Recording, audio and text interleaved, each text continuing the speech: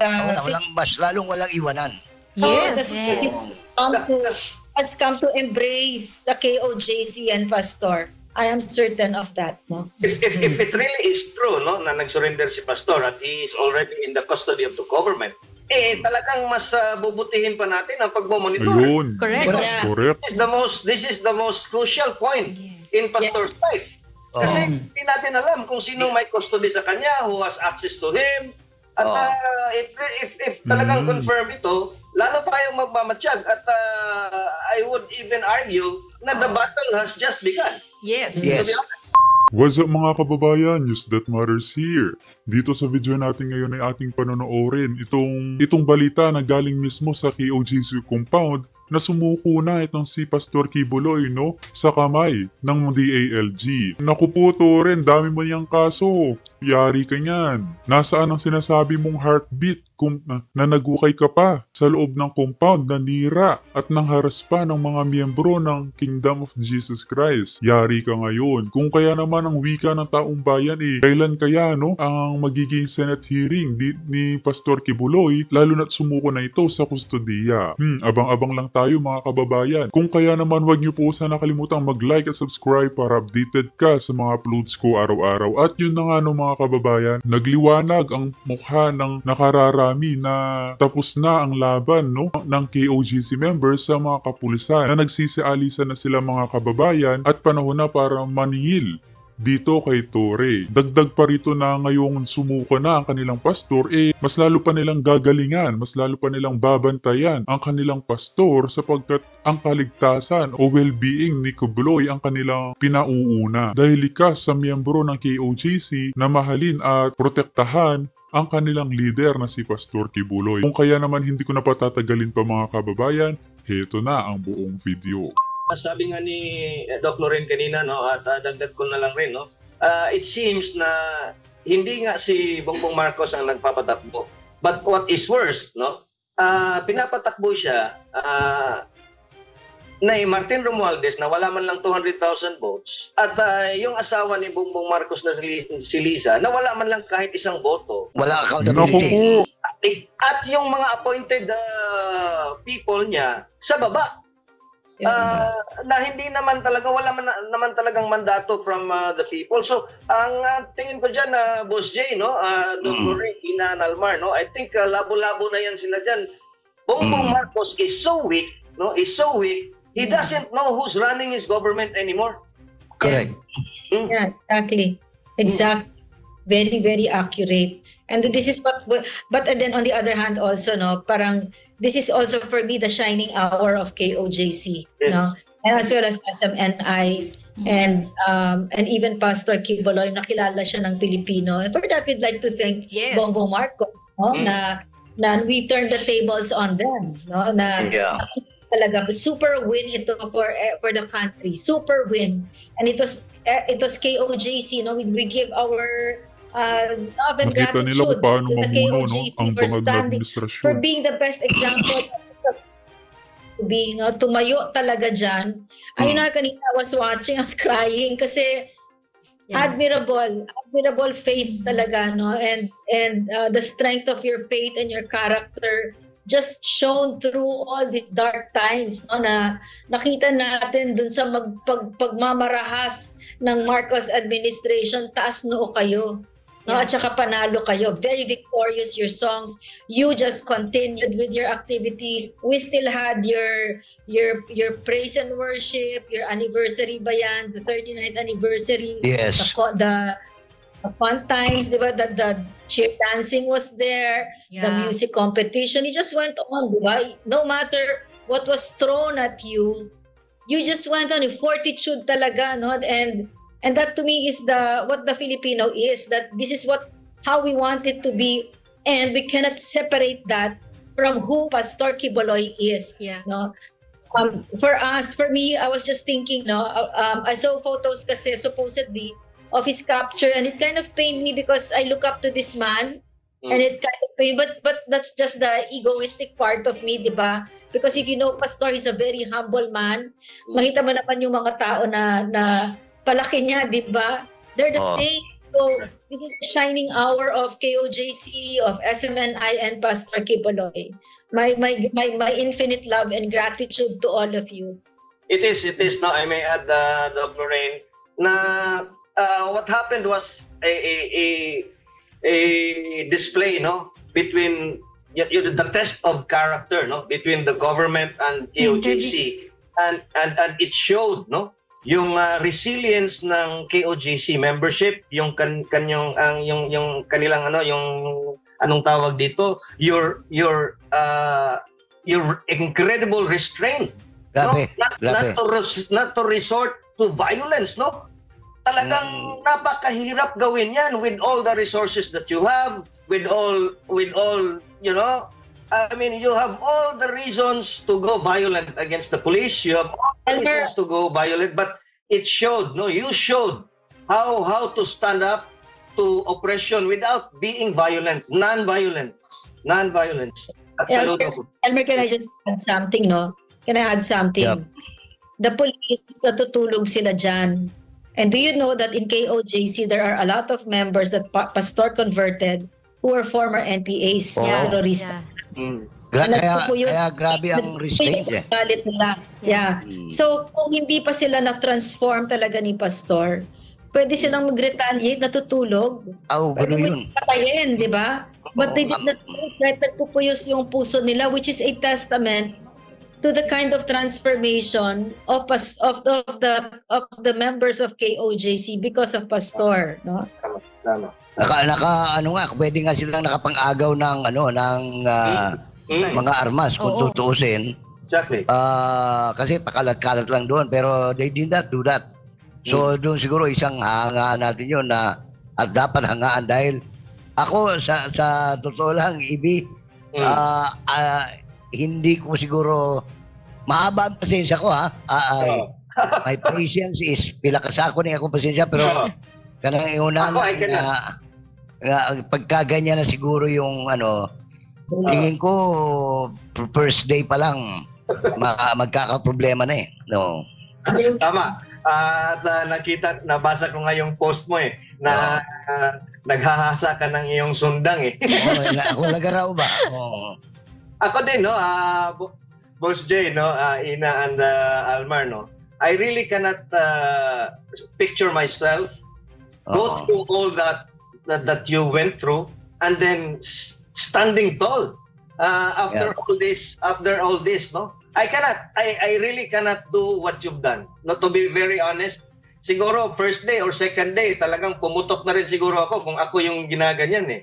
But I really am proud of you, no, KOJC and Pastor Kibuloy, no, the way you were taught, no, and the way you were brought up, no, sa mga teachings ni Pastor. Yeah. At maraming mga tao na siguro for religious reasons ay nangungutya, tinatawanan yung mga nangyayari. I'm sure kahit na pagkatapos nito, no, magkakaiba yung mga story yan, meron pang mag-iintriga, meron pang magsasabing kulto kasi hindi natin iba ang kultura, iba yung kababawan ng utak, no? Yeah. Kung kasing siguro kung kasing discerning ni Ibi, no? Yung tao maintindihan mo, but if you have people in mainstream media with a coconut as small as Noli de Castro, talagang wala tayong may expect na yan. Mangangansyaw pa yan. So, yan wala pa tayong official statement from KOJC as of this time. Although ako punong-puno na, Lorraine, yung aking messenger ng mga tanong. Ako din. Tinitingnan ko but I have it from my sources that our friends at the ISAP were the ones who took care of the good pastor. Pero wala pang wala pang confirmation yan. Yes, wala pa po. Hindi pa official yan, although Mas okay. Galing ito sa mga kaibigan ko sa MiG-21 at saka MiG-15. May I say something, no? May I say Naku, pahiya ngayon si Tore. Anong sinasabi niyang heartbeat na nagukay pa sa KOJC compound? Sumuko na pala si Pastor Kibuloy sa DILG Yari ka ngayon. Dami mo niyang kaso, Tore. Naku po. Maghanda-handa ka na. say something, and I'd like to address those of us who love and respect Pastor, most of all the members of the KOJC, that I really cannot guess how you're feeling, but I'm thinking hindi naman ganun kasaya ito when you see it, no? Oo. But I think that this is again another step to be tested again, and I'm pretty sure that you will come out victorious again here, no? So, and that you are not alone, and that you are with us. We will not leave you, and lalong walang iwanan. Yes. Yes. Has come to embrace the KOJC and Pastor. I am certain of that, no? If it really is true, no, na nag-surrender si Pastor at he is already in the custody of the government, talagang mas bubutihin pa natin ang pagmomonitor. Ayun. Correct. Because Correct. this is the most crucial point in Pastor's life. Kasi hindi natin alam kung sino may custody sa kanya, who has access to him.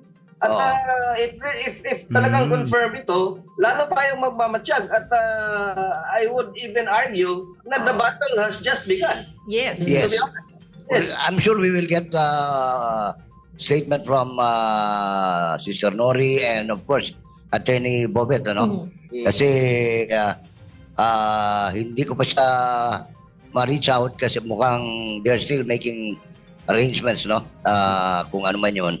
Pero ang sinabi ni Doc Loren kanina, talagang dito ang nanalo rito. Yung I'd like to talk from a perspective of a Christian. Yes, po. Kristiyanong nanalo rito.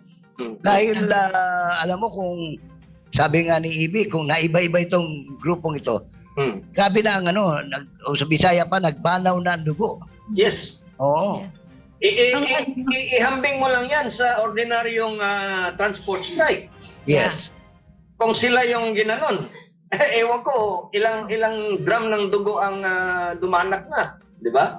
Kaya saludo tayo sa ako bilang Kristiyano, mas humanga ako doon sa mga miyembro, yung mga miyembro ng KOJC, no? Imagine mo yung kanina from 1 o'clock AB, ha? Actually kagabi pa ito kaninang madaling araw pa because we were anticipating nga na kaninang madaling araw sila lulusog. Imagine from that time on until this very hour, hindi humihinto. Yung panambitan, yung panalangin, yung pagkanta, no, pag-awit, pagsamba, no, ng mga taga Kingdom of Jesus Christ. At saka kumbaga sa government, sa akin kasi pinaka natalo dito gobyerno Kumbaga sa gobyerno, no, the harm has been done. Nakita na ng Correct. Pilipino Tama. yung ginawa ninyong panggagahasa sa KOJC, sa mga karapatan nila, at yung posible na gagawin ninyo, hindi lang posible, siguradong ganito pala ang tingin nyo sa Pilipino. Ganito pala ang tingin nyo sa kapangyarihan na hawak ninyo. Ganyan pala ang kaya ninyong gawin at gagawin nyo sa amin. So, if there's anyone na sobrang talo dito, it is the government because they have been exposed for arrogant tyrants. So, wikang kalye, kumbaga, bistado ng bulletin. Bistado ang bulletin na ganyan pala kayo, ha? And then ako, marami akong hindi tayo maubusan ng oras sa discussion. Number one, dito natin makikita, number one, there is something wrong in the curriculum or in the training manual of the Public Safety College for would-be officers like Torre. No, dapat siguro mas lawakan pa nila. Ewan ko kung sino in charge ngayon ng Public Safety College, Doc Lorraine. Si De Leon pa rin ba? Hindi na, Nika na si De Leon Nika na ba? Sa Public Safety College, yung in charge ng PNPA. Kasi dapat talagang laliman pa nila yung kanilang pangunawa doon sa batas na nag-create ng PNP. Ulit-ulitin ko yan. Civilian in character. Alisin na dapat nila yung militaristic component niyan. Kasi ang daming nasasaktan. Ang daming napipirwisyo. At saka Boss Jay, no, Doc Loren, if I may add, no, tama din si Senator Bato, no, in aid of legislation, na dapat talaga merong isabatas na nila yung guidelines on the proper implementation of a warrant of arrest and a search warrant, no? Kasi nga, no, iba-iba yung interpretation ng mga law enforcement, even the courts, no? Iba-iba yung interpretation, no? You need, in fact, the Supreme Court na para iba't ibang kaso, no? At I think, no, dapat na meron talagang maisabatas na mga guidelines, no, at kung hanggang saan lang yung limitasyon mo if you are implementing an arrest warrant, if it's a search warrant, no, at yun, no, meron tayong nakita na karagdagang batas na sana dapat nila ano. Meron lang akong ano diyan na ibi, no, kasi sa totoo lang, over a period of time, walang problema doon sa... Ngayon mga kababayan, bali-balita na nagpaletsyon pa, no? Itong Kingdom of Jesus Christ, Pastor Kibuloy at si Tatay Digong sa pagsuko ni Kibuloy. Ang galing talaga ni PRRD. 5 steps ahead talaga siya pagdating sa mga ganitong pangyayari, no? Ano ka ngayon, Tore? Pahiya ka. Abalos. Procedure sa proseso. Whether it is rate of amparo, kung ano man yan. Kaya lang, dito sa pagkakataong ito, under the Marcos Jr. regime, they have corrupted every nook and corner of governance. Yes. Grabe. Imagine mo yung rate of amparo, yung ka-appoint lang na justice, no offense meant sinabi niya wala daw karapatan yung korte. Hindi niya binasa. Hindi daw, ang petitioner doon, are different may different juridical personality, different people. Yeah. Tapos saka naman nakakita itong Justice Secretary gagawa pa ng statement na ididemanda daw niya yung judge sa korte dahil mali daw yung bakit siya Grabe, no? Kalinaw-linaw ng mga guidelines sa alam mo, any first year college of law students would know that anong tawag ito. Kaya lang ito nga, ang daming corrupted ang agencies of government, corrupted ang media, mainstream media for that matter. Hindi naman lahat, no? Meron pa rin mga maliliit na media na talagang sumisipa pa rin. Kahiya-hiyaman, no? Na dyan tayo nanggaling. Pero yan ang talagang the sad truth about it, ladies and gentlemen. Yeah. And Sir J, paglayas na nga ng mga kapulisan, no, matapos talaga yung tapatan yung pagdarasal, talagang taimtim na na hakbang ng mga missionary ng Kingdom of Jesus Christ. It's a long overdue, no? Yung kanilang, kung talagang lilisanin nila ang KOJC Religious Compound, alam naman natin from the very start, illegal yung kanilang invasion, occupancy, at saka yung desecration nila sa place of worship, no? Ano tawag ito? Halos wala nga tulog lahat ng mga tao dito sa Davao. Gawa ng kagabi pa natin natanggap pagkatapos ng kanilang command conference na lulusob sila. Primero, ang kanilang target was 12 o'clock kagabi. Tapos, minove nila into 5 o'clock in the morning. So apparently kulang yung nila, yung kanilang pagpaplano siguro.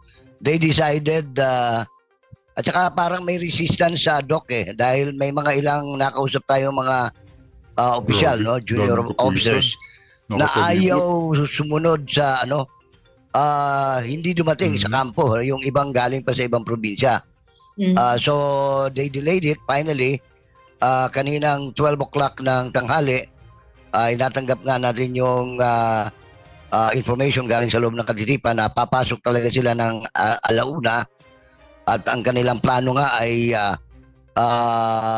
mandahas at kung manglalaban ay hulihin. In fact, they assigned 500 policemen as arresting officer kanina, no? Kaya ang usapan talaga kanina, kahit anong mangyari, walang manlalaban para wala silang dahilan. Kasi ang objective talaga ni Tore kanina ay palabasin ang lahat, no, ng non-police personnel dyan sa loob ng compound and for them to take over the entire property, Ina. You know what? I also think, no, that if indeed that si pastor ay nag-surrender, no, or whatever it is, no, it's not over. And what I want to point out, apart from yung fact na ginahasa yung saligang batas at yung mga karapatan nating lahat dito, ang showcase niya ay yung incompetence ng Marcos administration. Correct. Kailangan mo ng 5,000 para mangyari yan. Mga 5,000 pulis na nagkakakabot lang ng mga tiyan nila dito at nagkakalat lang dito sa KOJC. Parang nakita mo yung pag-iisip, ang labo, di ba? Anong klaseng pag-iisip, di ba? Yeah. So that gross incompetence, and again, no, he's so not fit to lead. He's not an executive at all. And may he plead. As a matter of fact, ang sabi ng mga kausap naming mga graduate ng PNPA, nahiya nga sila dahil doon pala nagtapos itong mamang ito.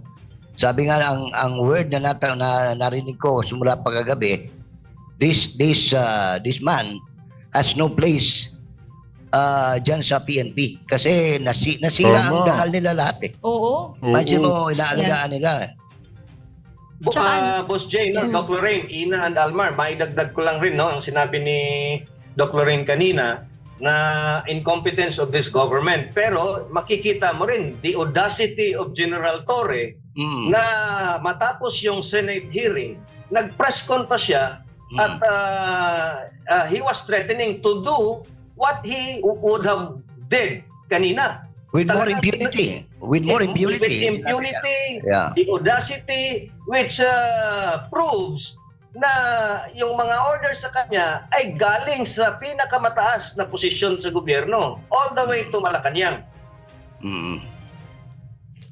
Tsaka hindi na mabubura, Sir AB, Sir Jay at Doc Lorraine, hindi na ito mabubura sa kasaysayan kung gaano sila kabastos yung konstitusyon, hindi nila nirespeto, yung karapatang pantao, talagang